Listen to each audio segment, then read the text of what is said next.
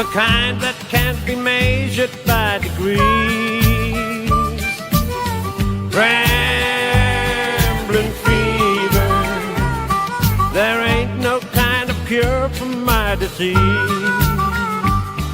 There's times that I could bed down on a sofa and let some pretty lady rub my back.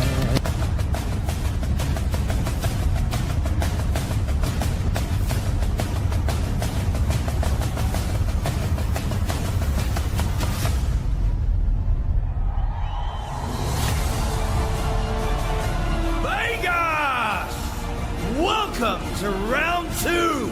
Raise those torches and help us defend our fortress!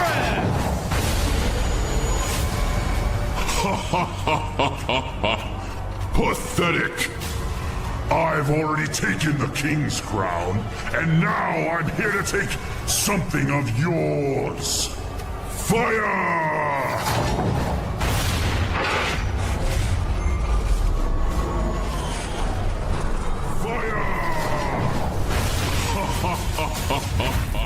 Your realm cannot help you now!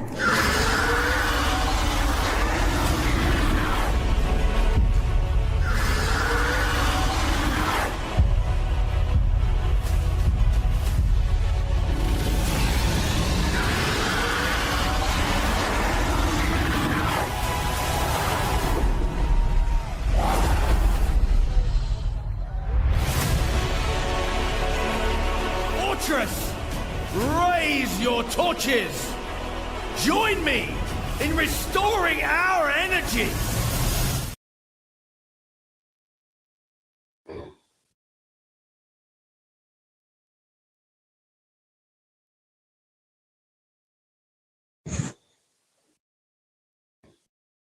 Welcome to the Pints and Parlay podcast. My name is Mike.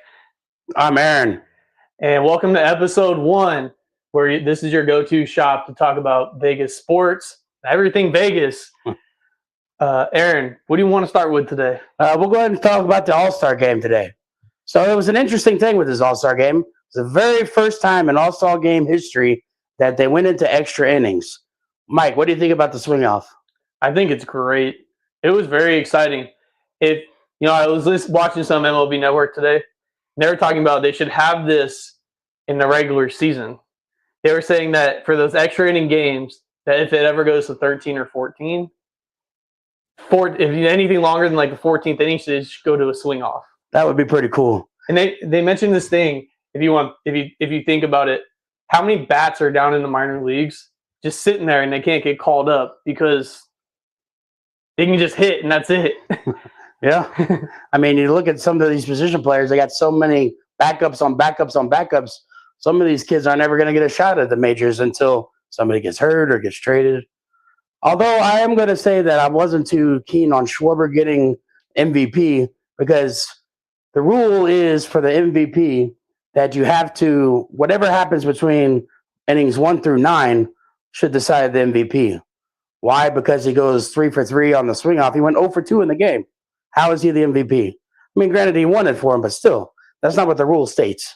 Yeah, and I think if you think about it, there were a bunch of guys on the AL who led that comeback because they were down 6-0. Yeah, it was crazy. I think it was like 5-1 the last time I checked before I was able to finish the game off. But yeah, it's like any of those guys that led a comeback, they should have been an MVP, not somebody in the swing off. But it was exciting. I think that was, like you said, the first All-Star game ever to go to a extra innings. And if you think about it, is that going to change how they do the All-Star game going forward? It very well may. I mean, don't get me wrong. I'd have liked to see some extra innings in the All-Star game just because it's more baseball. But I do think that the swing off was pretty cool. The rule for the swing off too was interesting because it was guys who were currently in the lineup. So like, how they replace these players in and out all game long because it's it's the exhibition. A lot of those guys like Aaron Judge, Ohtani, they were already on planes going back to wherever they were going or their vacation. But, it was only bench players who hadn't played in the current lineup. So you have a very strategic way of like, oh, luckily the NL had Kyle Schwarber. Right. Kind of makes it a little bit easier. So let's kind of segue a little bit. Let's go to the trade deadline. Okay. So who do you think is going to be buyers and who do you think is going to be sellers in the AL West? I think, if you look at the AL West, I think it's the top two teams, the Mariners and the Astros. Astros are in it every year. You can't really count them out.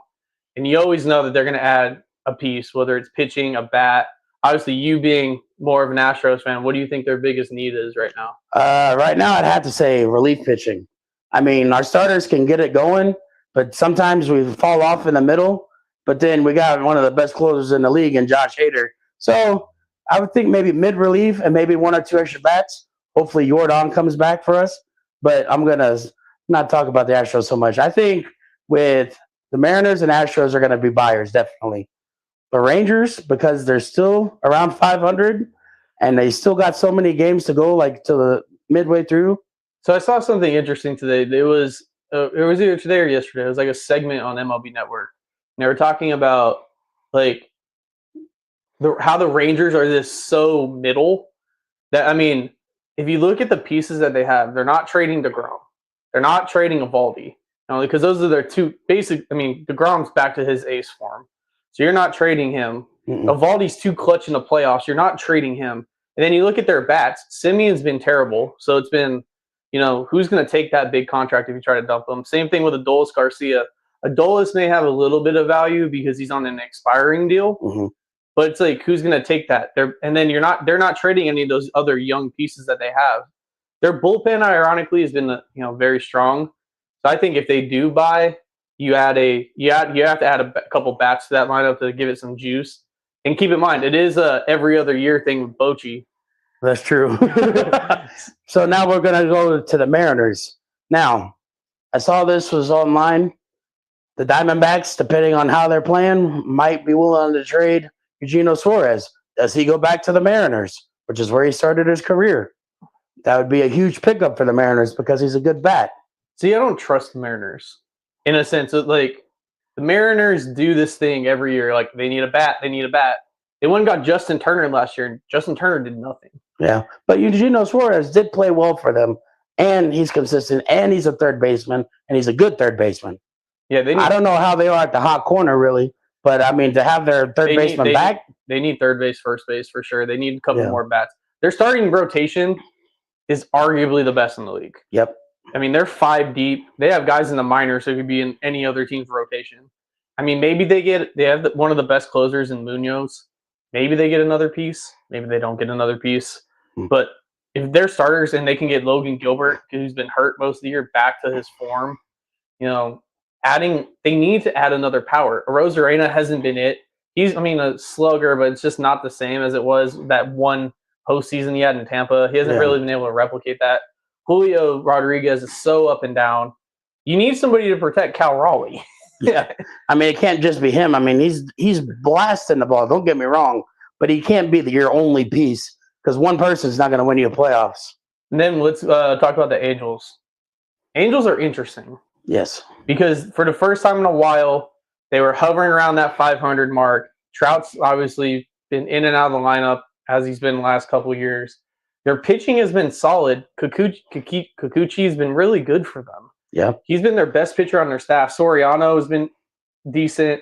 But it's like you look at their 3.5 back of the wild card, or 4.5 back of the wild card. You look at, are they actually – last time they made a run for it, they ended up putting half those guys on waivers.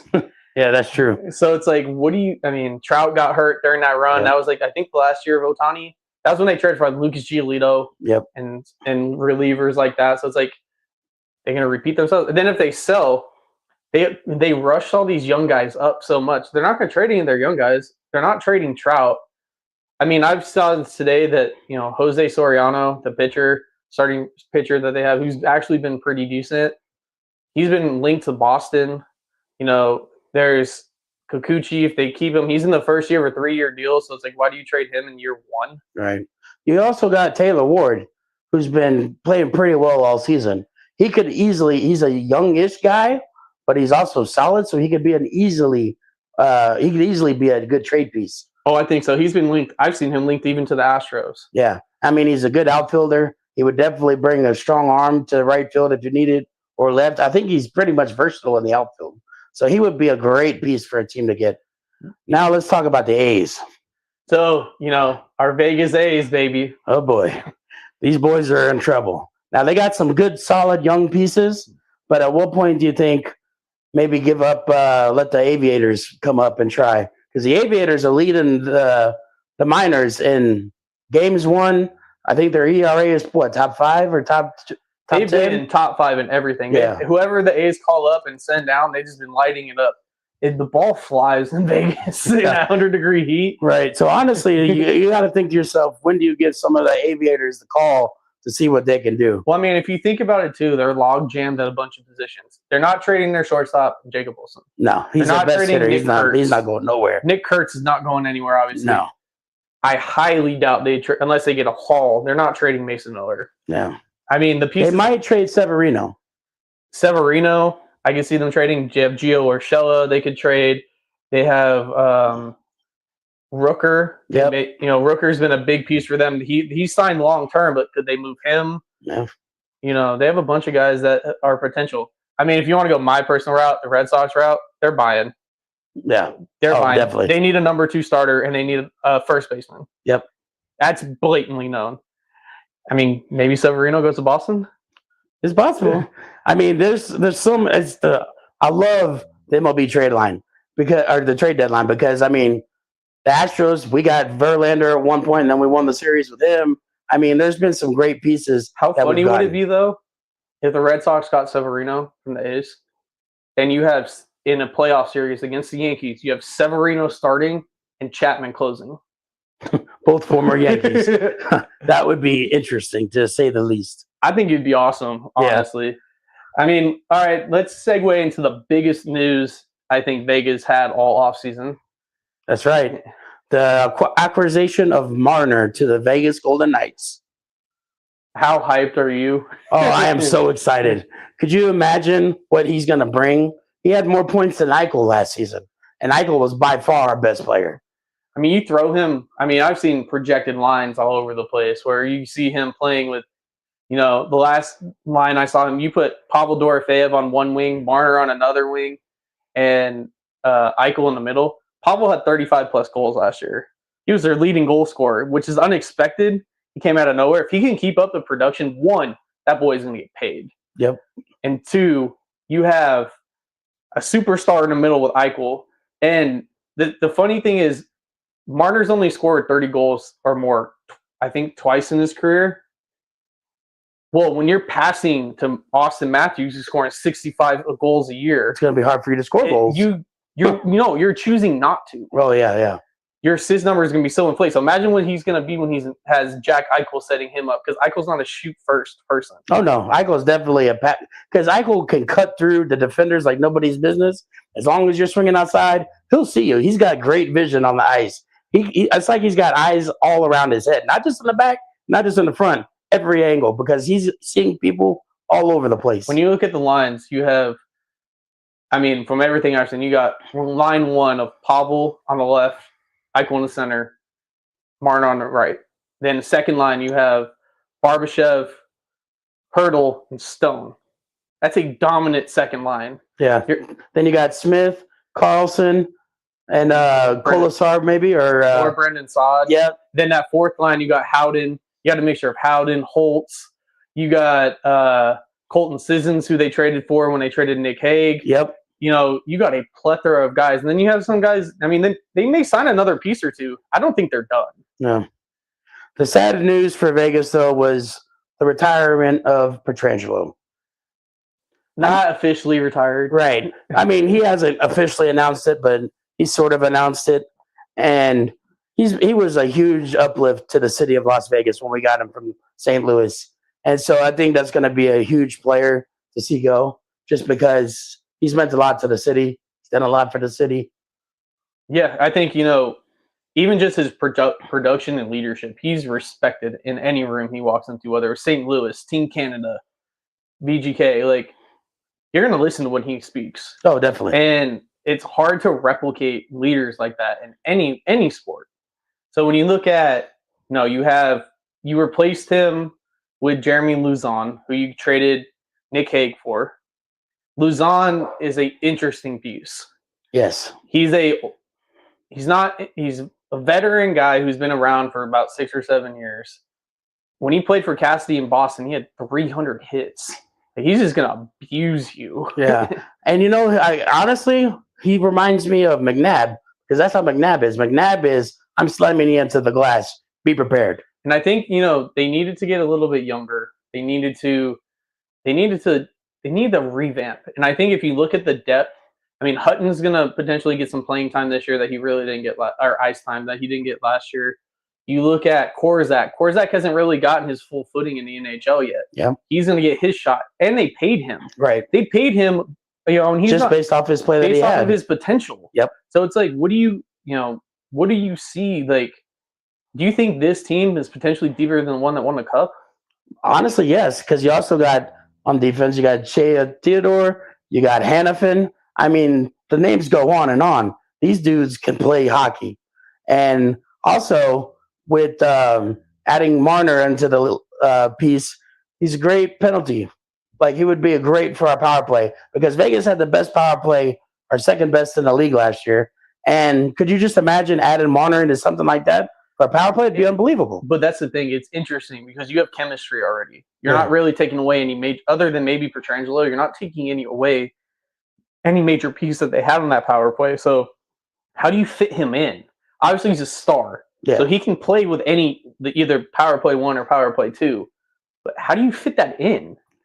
Honestly, I don't know what Cassidy's going to do, man. He's going to have a lot on his plate, because when you add another superstar in to your already star-studded lineup, it's going to be hard to choose who goes where.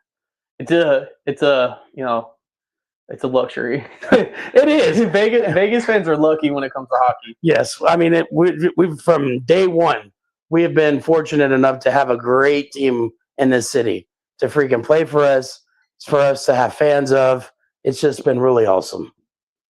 Let's kind of get off the hockey talk and a little baseball talk. Our favorite sport, baby. Football.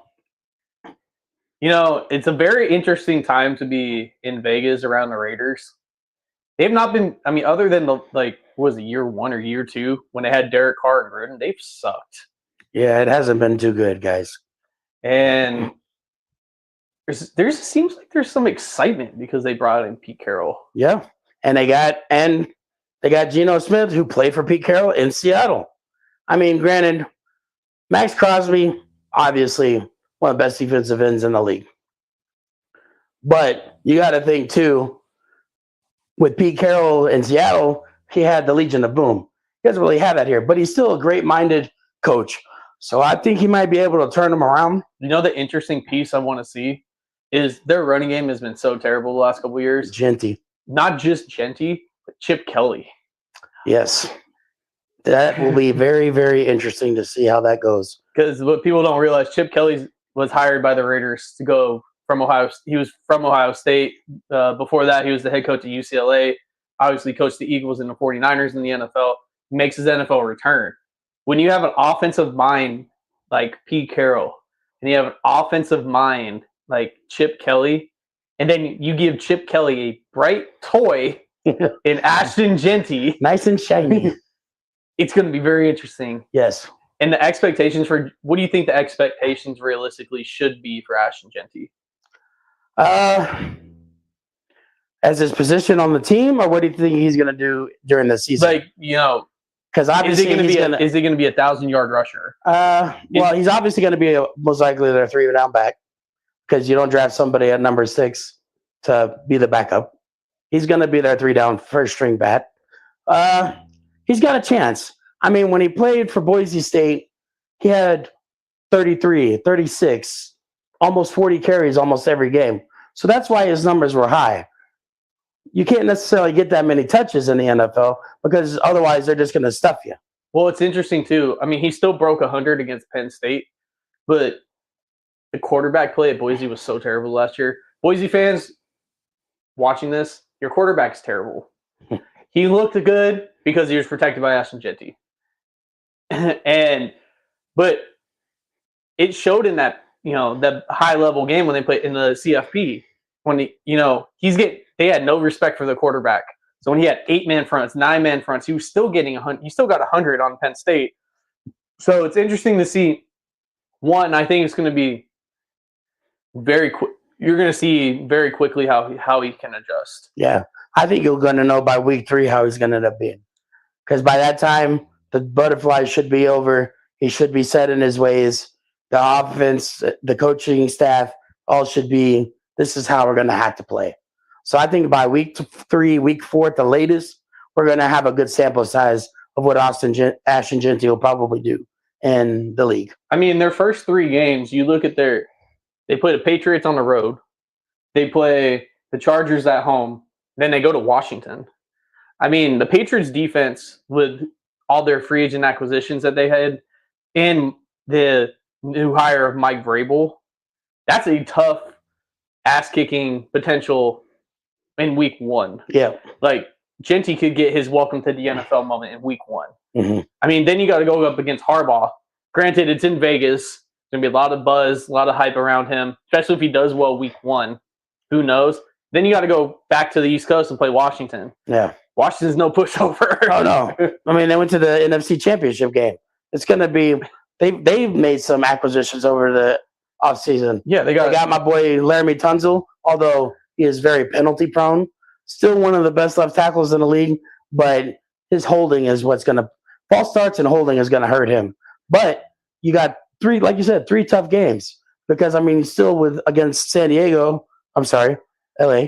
You got you still got to face Justin Herbert, and that's on the defense because Justin Herbert is still a top 7 quarterback. Well, I mean, if you look at their staff, they have not Brandon Staley, they have Harbaugh, who's a hell of a defensive coach. Yep. So it's like and Harbaugh obviously wasn't not in college 2 years ago. Yeah. So it's like I'm sure he has plenty of. I'm sure he tried to get Jeanty out of the portal. Yeah. Let's just put it that way. Right. Legally or not, he tried to get Jeanty when he was at Boise State. So, It's possible, yes. but let's look at their division. Realistically, if you count Geno Smith as a very good quarterback, which he's a respectable quarterback, he's a more respectable than Aiden O'Connell or who else did they have start last year? Desmond Ridder. Yeah. And I think they had Minshew. Minshew. Yeah. He's much better. He's a high upgrade over that. Gardner Minshew. But Jesus. arguably, he's the 4th best quarterback in AFC West. Yeah, because, I mean, look who they're going up against. You got Patty Mahomes, baby. Patty Mahomes. You got Justin Herbert. And then you got Bo Nix for the Broncos. And let's be real here. The Broncos have stepped up their game big time. Bo Nix is no joke. So it's like even if you put him above Bo, he's still the 3rd best quarterback in AFC West. Right. And they are going to, honestly, they're going to struggle to topple the Chiefs. I mean, if you look at that division, the AFC West, just as a division of coaches, you got Harbaugh, you got Sean Payton, Andy Reid, and Pete Carroll.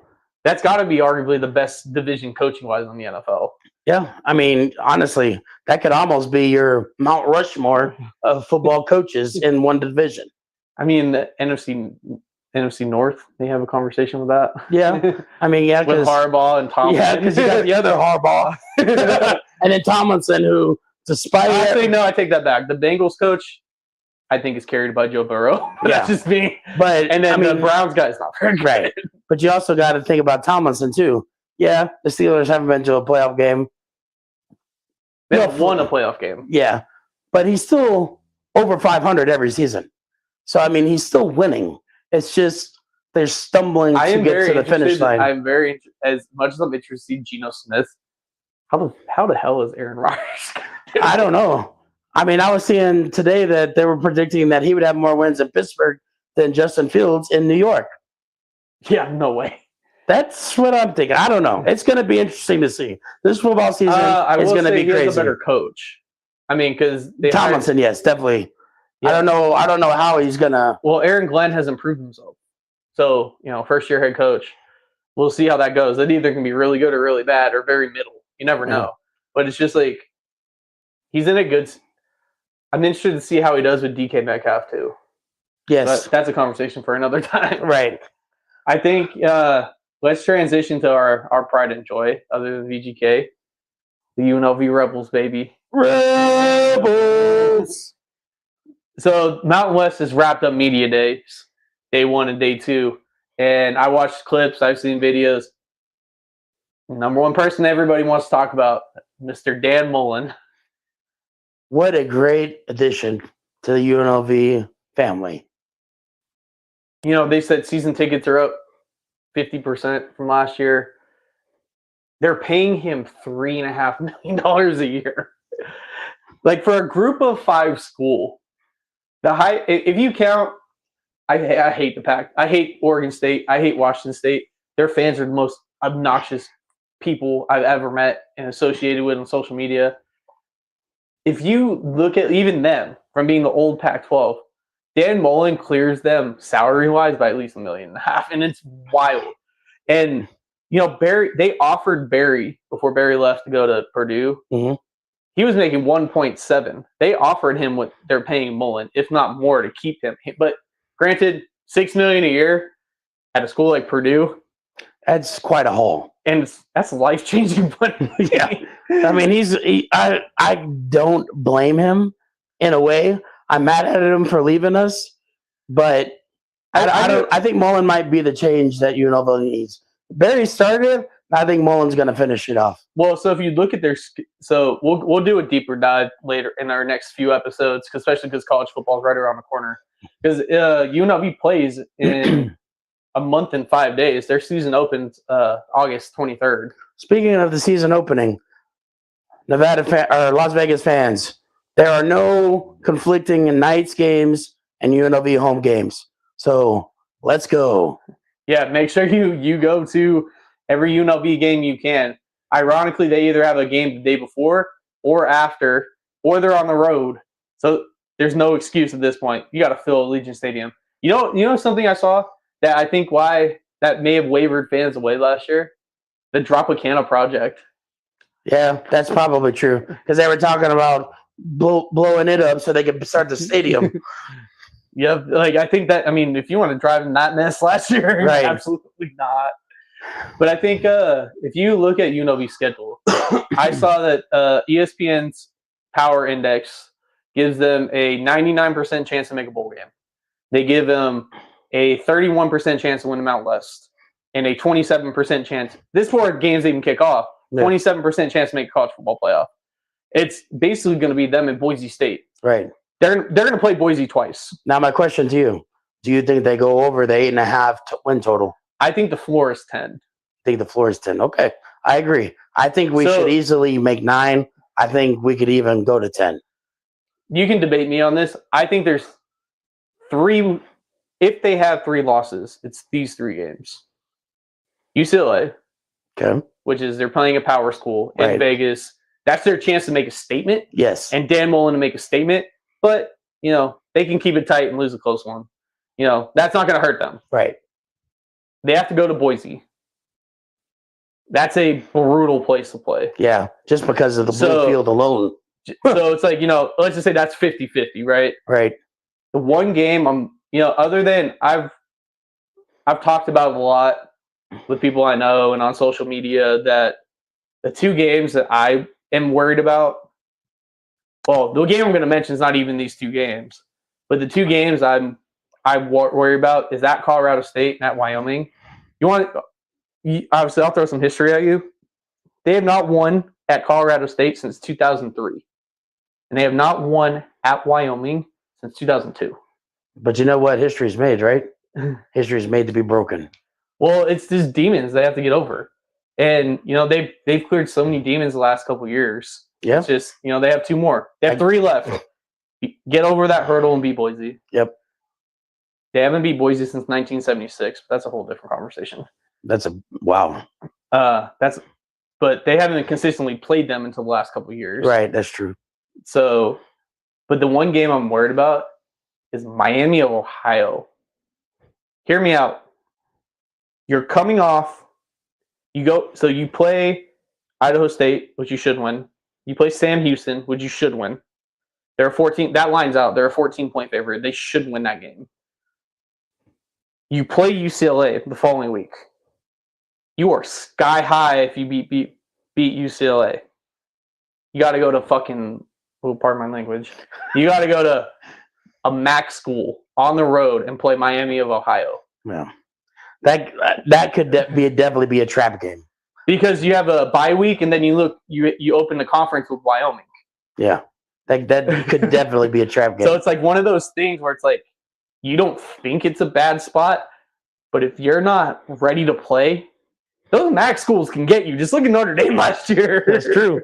And to all my friends still back in Houston who went to Sam Houston, sorry, Bearcats. The Rebels are going to have to mow you down. Anyway. Oh, that's one of my favorite bets for that weekend. Yeah.